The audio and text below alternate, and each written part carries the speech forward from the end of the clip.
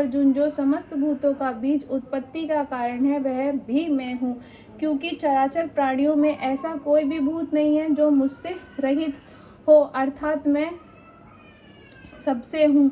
हे परांत अत्यंत अनंत होने के कारण मेरी दिव्य विभूतियों का अंत नहीं है। मैंने अपनी विभूतियों का विस्तार तेरे लिए संक्षेप से कहा है। इसलिए हे अर्जुन, जो भी ऐश्वर्य युक्त, संपत्ति युक्त, प्रबल बल युक्त शस्त्र वस्तु है, उन सबको तुम मेरे तेज के अंश से ही उत्पन्न जानो। अथवा हे अर्जुन, इन सब विभूतियों का पृथक पृथक जानने से क्या प्रयोजन है? सत्य तो यह है कि मैं इस समस्त जगत में अपनी योग माया के केवल एक अंश मात्र से धारण करके स्थित, अतएव सब कुछ न जानकर मुझे ही विवेक से पहचाना चाहिए।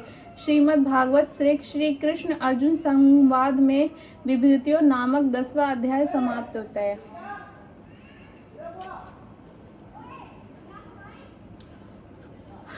भगवत कथा के सबसे बहुमूल्य उपलब्धि है। बार बर मगौ हरिषि देव श्री राग, पद सरोज अपनिया यानी भक्ति सदा सत्संग। भगवत भक्ति की प्राप्ति ही भगवत कृपा है। 10वें अध्याय का महत्व।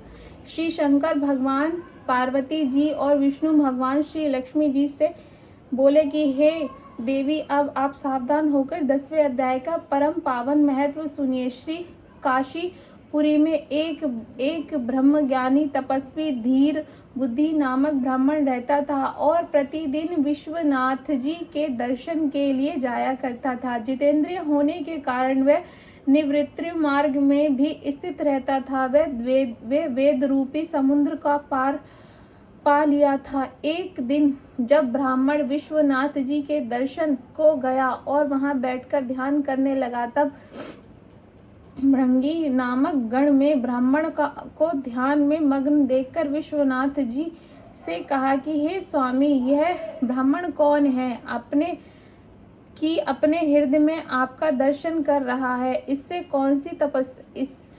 कौन सी तपस्या की है? श्री शंकर भगवान ने भृंगी नामक गण से कहा कि मैं इस विश्व में एक प्राचीन इतिहास कहता हूँ, जिसके श्रवण से महान पापों का नाश हो जाता है। एक समय मैं पार्वती जी के साथ कैलाश पर्वत पे बैठा था।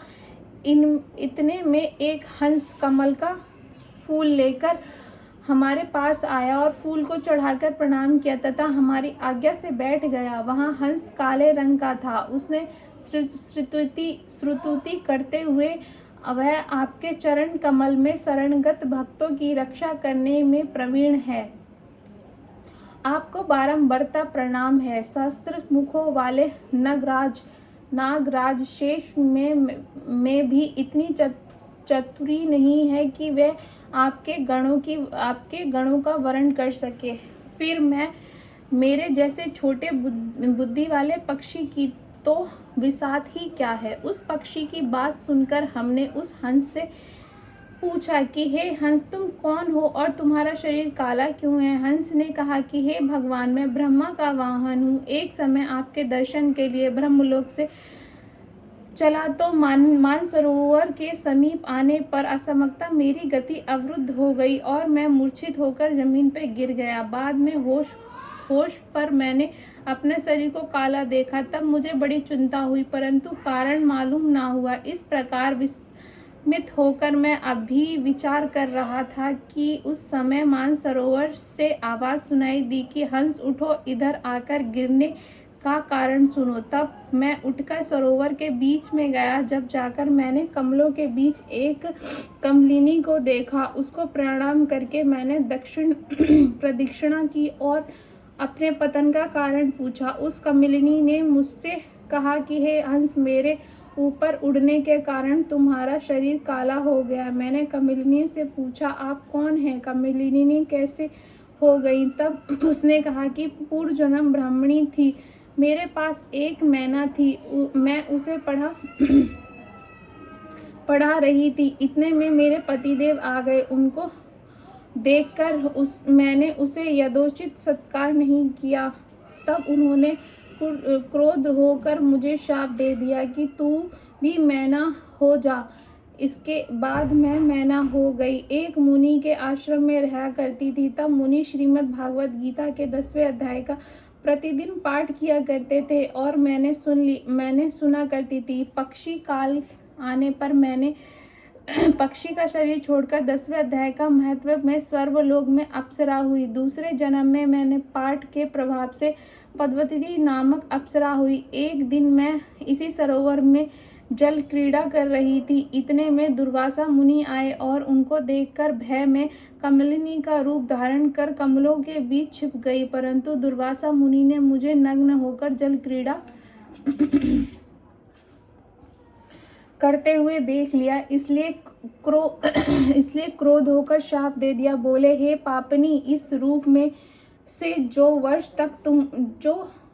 वर्ष तक तुमको रहना पड़ेगा। यह शाप देकर क्षण भर में अंतर्ध्यान हो गए। हे हंस, आज मैं 100 रूप पूरे हो गए हैं। मैं शाप मुक्त हो गई हूँ। मुझे पूर्व जन्म का ज्ञान और तथा कमलिनी के वेश में रहकर बोले कि समर्थ है जो तुम देख रहे हो, यह श्रीमद् भागवत गीता के 10वें अध्याय के श्रवण का फल है। अब मैं स्वर्ग को जाती हूँ। कहकर अप्सरा रूप में होकर वह स्वर्ग को चली गई। जाते समय उस अप्सरा ने मुझसे कहा कि जब तुम किसी ब्राह्मण से श्रीमद् भागवत के गीता के 10वें अध्याय का पाठ सुनोगे तब तुम्हारा शरीर पहले के समान हो जाएगा। अंत विष्णु लोक भी मिलेगा।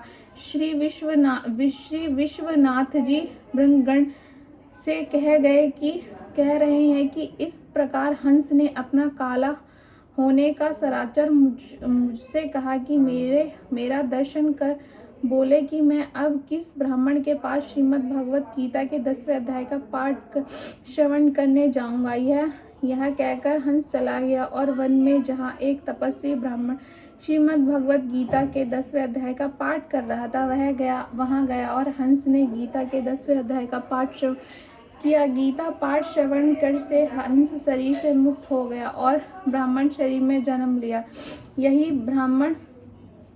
वही ब्राह्मण है जिसने पूर्व जन्म में 10वें अध्याय का पाठ श्रवण किया। उसी के प्रभाव से इस जन्म में तपस्वी ब्रह्म ज्ञानी हुआ और मेरा एकाग्रचित्त से ध्यान कर हृदय में दर्शन कर रहा है। दूसरी कथा। 10वें अध्याय का महत्व सुनने के लिए श्री लक्ष्मी जी की इच्छा जानकर भगवान ने कहा कि एक बार भूत भावन विश्वनाथ शंकर जी के दर्शन करने गए तो काशी जाते हुए दर्शनार्थी ब्राह्मण के मृत्यु शरीर को पर्यटन करते हुए शिव की गढ़ भृंगी ने देखा तो इससे बड़ा कौतूहल हुआ और उससे क्षण वापस लौट कर ज्योतियों सब बातें श्री शंकर जी को सुनाई। उसके साथ ही वह ब्राह्मण अन्यत्र क्यों नहीं मरा तथा काशी में भी और अब उनके पवित्र स्थान तथा साक्षात भगवती गंगा विद्यमान थी, वही उसके तट पर क्यों शरीर त्याग किया। स्वामी के मंदिर में ही मरने का क्या कारण था।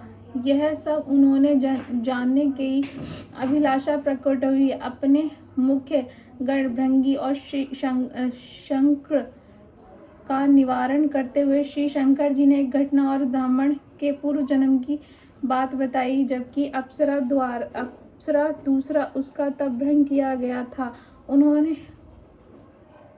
उन्होंने कहा, यह ब्राह्मण पूर्व जन्म की बड़ी तपस्वी था, किसी प्रकार वैश्य द्वारा चला गया, क्योंकि शुभ कर्मों में तो सदा ऐसी बाधाएं आती हैं। जो दृढ़ होते हैं वह ही बच निकलते हैं, अर्थात इसका तप भंग हो गया और उस दशा में जाने कितने कितने कलेश भोगने पड़े।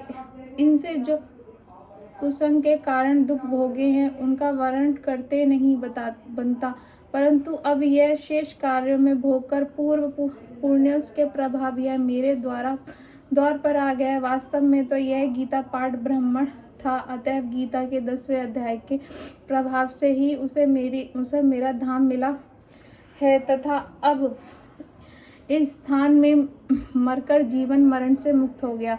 हे पार्वती जी, गीता के 10वें अध्याय का श्रवण मात्र से ही नर हो या नारी अथवा कोई क्यों ना हो, उसे सब आश्रयों का पालन का फल प्राप्त होता है तथा वह विष्णु लोक को प्राप्त होते हैं। यह गीता के 10वें अध्याय की अपार महिमा है। श्रीमद् भागवत गीता के अध्याय का महत्व समाप्त होता है।